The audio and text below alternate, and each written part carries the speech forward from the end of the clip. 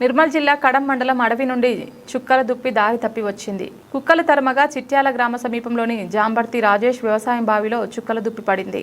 గ్రామస్తులు చూసి ఫారెస్ట్ అధికారులకు సమాచారం ఇచ్చారు. దీంతో అటవీశాఖ అధికారులు అక్కడికి చేరుకొని చుక్కల దుప్పిని బావి నుండి తీసి అడవిలోకి వదిలారు.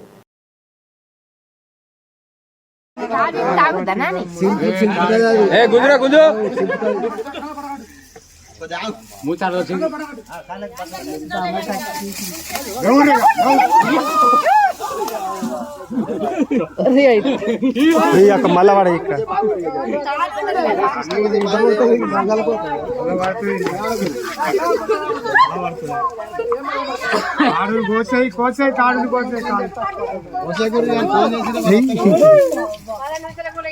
ఫోన్ ఇది కాపాడనైతే కాపాడినాం, బయటకు వచ్చింది. తాడు కోసేస్తా కానీ అంత దగ్గరికి ఎవరిని రానిస్తుంది అది.